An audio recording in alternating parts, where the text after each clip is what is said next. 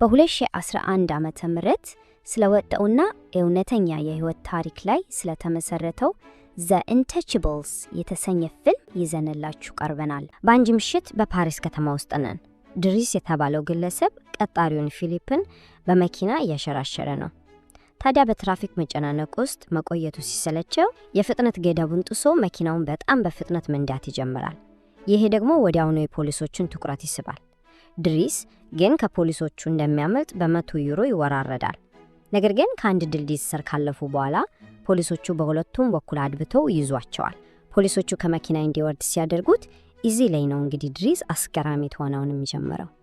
እንደተበሳጨ በመምሰል ፊሊፕ ፈጽሞ መንቀሳቀስ እንደማይችልና ወደ ሆስፒታል በአስቸኳይ እየወሰደው እንደሆነ ይናገራል። ፖሊሶቹ በመኪናው የኋላ ክፍል የተሽከርካሪ ወንበር ሲያገኙ ነገሩ እውነት ይመስላቸዋል። ወደ ፊሊፕ ሲጠጉም ሰውነቱ ሲንቀጠቀጥ ያለው ፖሊሶቹ አምነው በቃ ታጅበው ይወስዷቸዋል። ድሪስ ወሮዱን በማሸነፉ ደስ ብሎት ሙዚቃ የከፈተ ያካብራል። የሆስፒታል ሰራተኞች ሳይመጡም አካባቢው ለቆ ይሄዳል። እንዴት ያለ ጅምር ነው! ይህ ልዩ ጓደኝነት እንዴት እንደጀመረ ወደ ኋላ እንመለሳለን። ፊሊፕና ረዳቱ ማጋሊ አዲስ ተንከባካቢ ለመቅጠር ቃለ መጠየቅ እያደረጉ ነበር። የሁለቱ ሰዎች የህይወት ዳራ እጅግ የተለያየ እንደሆነ በግልጽ ይታያል። በድንገት ድሪስ ተራው እንኳን ሳይደርስ ዘው ብሎ ቃለ መጠየቁ ክፍል ይገባል። ለምን መሰላችሁ?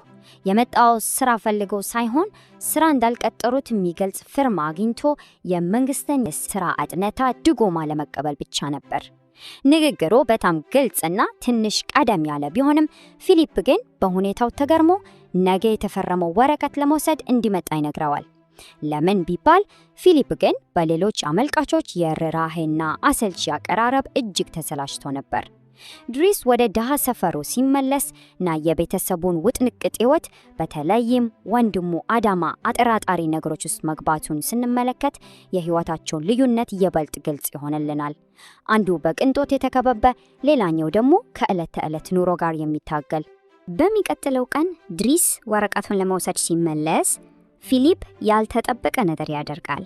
የ1 ወር የሙከራ ጊዜ ስራ ያቀርብለታል። እንዲያውም አልቆይም ብሎ ይወራረደዋል። ድሪስም እሺ ብሎ ይቀበላል። እንግዲህ ስራው ቀላል አልነበረም። የፊሊፕን እግሮች ማሳጅ ማድረግ፣ በተሽከርካሪ ወንበር ላይ ማስቀመጥ፣ ገላውን ማጥረብ እና ልብሱን መቀየር ነበረበት።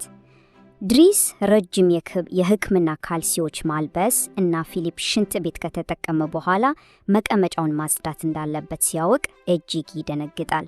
ነገሩ በጣም አስቀያሚ ሆኖበት ቢያማርርም በመጨረሻ ግን የስራው አካል መሆኑን አምኖ ይቀበላል። የፊሊፕ ዘመዶች ድሪስ የወንጀል ታሪክ እንዳለውና አደገኛ ሊሆን እንደሚችል ነግሮት ነበር። ፊሊፕ ግን ምንም ደንታ አልነበረው። እሱ ድሪስን የወደደው ስላላዘነለትና እንደ ማንኛውም መደበኛ ሰው አብሮት ለመቅለድ ዝግጁ ስለሆነ ነበር። ፊሊፕ ይፈልግ የነበረው ርህራሄ ሳይሆን እውነተኛ ሰብአዊ ግንኙነትን ነበር። ይህ አዲስ የሰራተኛና ቀጣሪ ግንኙነት ቀስ በቀስ ወደ ጥልቅ የጋራ መተማመን ማደግ ይጀምራል። አያችሁ፣ አንድ ሌሊት ድሪስ ሊተኛ ሲል ከመከታተዩ እንግዳ ድምጽ ይሰማል። ለካ ፊሊፕ የመተንፈስ ችግር ገጥሞት ኖሯል። ድሪስ ነገሩን ችላ ሳይለው ወዲያውኑ ወደ ፊሊፕ ክፍል ሄዶ በረጋ መንፈስና ፊቱን በራስ ጨርቅ ያበሰበሰ ያረጋጋዋል። ንጹህ አየር ሲፈልግም ፊሊፕን በተሽከርካሪ ወንበር ላይ አርጎ በብርድ ልብስ ጠቅልሎ በወንዙ ዳርቻ ለሽርሽር ይወስደዋል። ፊሊፕ የፓሪስን ምሽት ካየ ረጅም ጊዜ ቆይቶ ነበር። ዘና ሲል ለመድኃኒት ማይገዛ ማይታይ ህመም ወይንም ፋንተም ፔን እንደሚሰማው ይነግረዋል።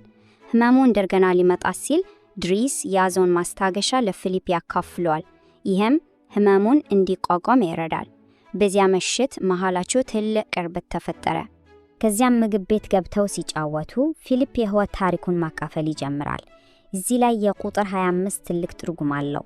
ፊሊፕ ሚስቱን ያገባት ገና ተማሪ ያሉ ሲሆን በኋላ ግን በሚያሳዝን ሁኔታ የሚያድን በሽታ ይዟት አለፈች። ድሪስ ቀደም ብሎ ከፊሊፕ ቤት የሰረቀው የፋበርጅ እንቁላል ነበር። ይህ እንቁላል ሚስቱ በየዓመቱ የምትሰጠው ስጦታ ሲሆን አብሮ ለቆዩባቸው 25 ዓመታት ልክ 25 እንቁላሎች አሉት። ፊሊፕ አደገኛ ስፖርቶችን ይወድ ስለነበር በፓራግላይዲንግ አደጋ ምክንያት የአከርካሪ አጥንቱ ተሰበረ። ነገር ግን ለሱ እውነተኛው ስንክልና የተሽከርካሪ ወንበሩ ሳይሆን ያለ ባለቤቱ መኖሩ እንደሆነ በሚያሳዝን ሁኔታ ይገልጣል። በመጨረሻም ድሪስ የሙከራ ጊዜውን በማለፉ ቋሚ ሰራተኛ ይሆናል። ነገር ግን ያንን የሰረቀውን እንቁላል እንዲመልስ ፊሊፕ ጥብቅ ያዟል። የጓደኝነታቸው ጉዞ ከጊዜ ወደ ጊዜ እያደገ ይመጣል። ለምሳሌ ፊሊፕ ኤሌኖር ከምትባል ሴት ጋር የደብዳቤ ወዳጅነት እንደነበረውና ፎቶ እንኳን ሳይለዋወጡ 6 ወር መቆየታቸውን ሲያውቅ ድሪስ ዝም አይልም። በድፍረት ስልክ አስደውሎ ግንኙነታቸውን ወደ አዲስ ደረጃ ያሸጋግረዋል። እንዲሁም የፊሊፕ አሰልቺ የልደት ቀን ላይ ድሪስ አስገራሚ ነገር ያደርጋል። የኤርት ዊንድ ኤንድ ፋየር ቡጊ ወንደርላንድ የተባለ ሙዚቃ ከፍቶ በድግሱ መሃል ሲደንስ ፊሊፕ በደስታ ይመለከታል። ነገሮች እየደመቁ መጡ። ፊሊፕም የድሪስን የመጀመሪያ ስዕል በ11,000 ዩሮ ይሸጠለታል። በኋላም በግል አውሮፕላኑ ይዞት ሄዶ ፓራግላይዲንግ አብረው እንዲሰሩ ያደርጋል። ድሪስ መጀመሪያ ላይ በጣም ቢፈራም በመጨረሻ እጅግ ይዝናናበታል። ይህ ሁሉ አስደሳች ጉዞ ቢኖርም ሁለቱም ከዓለም የደበቁት የራሳቸው ጥልቅ የህይወት ፈተና ነበራቸው። ድሪስ እና ፊሊፕ ከፓራግላይዲንግ ጉዟቸው ሲመለሱ የድሪስ ወንድም አዳማ ፊቱ ላይ ጠባሳ ይዞ ፊሊፕ ቤት ይጠብቀው ነበር። ፊሊፕ ድሪስን ስለ ቤተሰቡ ሲጠይቀው እውነቱን ይነግረዋል። የድሪስ ትክክለኛ ስሙ ባካሪ ይባላል። አዳማም እውነተኛ ወንድሙ ሳይሆን የአክስቱና የአጎቱ ልጅ ነው። ድሪስ በ8 ዓመቱ ከሴኔጋል ነው የመጣው። ቤተሰቡ እየሰፋ ሲመጣና አዳማም ወደ ወንጀልና ደንዛዥ ወጥ ሲገማ ድሪስ ወንድሙን ለመታደግ ትልቅ ኃላፊነት ወድቆበታል። ይህንን የተረዳው ፊሊፕ እጅግ ከባድ ግን ደግሞ ፍቅር የተሞላበት ውሳኔ ላይ ደርሳል። እድሜ ልክህን ሽማግሌ ስትንከባከብ መኖር አትችልም በማለት ድሪስ ወንድሙን አዳማን ስነ ስርዓት ማስያዝ እንዲችልና ከቤተሰቡ ጋር እንዲሆን ከስራ ያሰናብታል። ድሪስም እቃውን ጠቅልሎ ቤተሰቡን ሊታደግ ይሄዳል። ድሪስ ወደ አሮጌው ህይወቱ ቢመለስም ከፊሊፕ የተማረው ነገር ትልቅ ለውጥ አምጥቶበታል። አዳማን ከሚረብሹት ሰዎች በድፍረት ይጠብቀዋል። ድሪስ ከፊሊፕ ያገኘውን የጥበብ እውቀት ተጠቅሞ ሾፌር ሆኖ በተሳካ ሁኔታ ሲቀጥር፣ ፊሊፕ ግን በአዲሱ አሰልቺ ተንከባካቢው ፈጽሞ ደስተኛ አልነበረ። የፊሊፕ ስሜትና ጤና እጅግ እየተበላሸ መጣ። አንድ ምሽት ህመሙ ሲነሳበት ማንም እንዲረዳው አልፈለገም። ስለዚህ የቤት ሰራተኛዋ ኢቮን ለድሪስ ደውላ እንዲመጣ ትለምነዋለች። ታሪካችን መጀመሪያ ላይ ያየነው የፖሊስ ማሳደድ እና ፈጣን የመኪና ጉዞ የተከሰተው ልክ በዚህን ጊዜ ነበር። ድሪስ ጓደኛውን ለማዳን ፈጥኖ መጥቶ ነበር።